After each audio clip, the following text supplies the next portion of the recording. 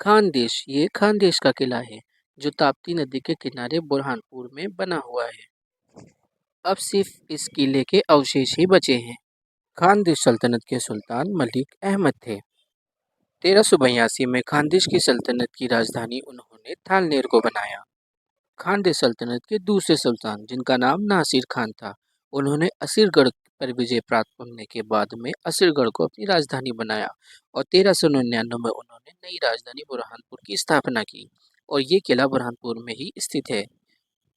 खानदेश सल्तनत के सबसे ज़्यादा काबिल सुल्तान आदिल खान को माना जाता है। उनके शासनकाल में बुरहानपुर कपड़ा उत्पादन का केंद्र बन चुका था। 1599 में सम्राट अकबर की सेना ने बुरहानपुर पर कब्जा कर लिया और 17 जनवरी 1601 को लंबी घेराबंदी करने के बाद असीरगढ़ के किले को भी जीत लिया। खानदेश के अंतिम शासक बहादुर शाह ने मुगलों के सामने आत्मसमर्पण कर दिया और खानदेश मुगल सूबा बन गया। खानदेश की राजधानी और खानदेश का किला जो कि बुरहानपुर में स्थित है। शाहजहां शाहजहां को ये सबसे ज़्यादा प्रिय था। मुगल सूबों में सबसे ज़्यादा प्रिय शाहजहां के लिए यही किला था। ताजमहल के निर्माण के समय शाहजहां की पत्नी मुमताज़ का पार्थिव शरीर भी बुरहानपुर में ही रखा गया था और यहाँ से ले जाने के बाद में आगरा के ताजमहल में दफन कर दिया गया। बुरहानपुर का किला आज भी बहुत सुंदर है और यहाँ की जामा मस्जिद की स्थिति आज भी खराब नहीं हुई है। ताप्ती नदी से और बुरहानपुर के इस किले से ताप्ती नदी का नज़ारा बेइंतहा सुंदर और खूबसूरत लगता है। आगरा से पहले शाहजहां का मन ताजमहल बनाने का बुरहानपुर में ही था। ये बुरहानपुर के किले की जामा मस्जिद है जो कभी खानदेश सल्तनत का हिस्सा हुआ करता था।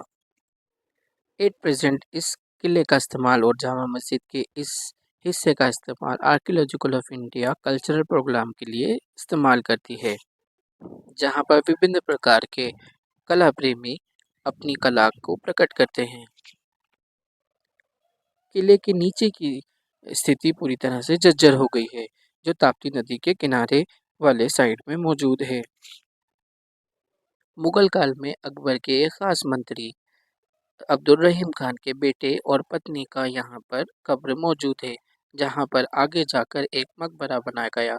आमतौर से बुरहानपुर में आम भाषा में इसे काले ताजमहल के नाम से जाना जाता है। मकबरे में अंदर की तरफ अकबर के जो खास मंत्री रहे अब्दुल रहीम खान, उनकी पत्नी और बेटे की कब्र है। अब्दुल रहीम खान बैरम खान के पुत्र थे। बैरम खान बैरम खान वही व्यक्ति थे जो अकबर के वली और संरक्षक थे।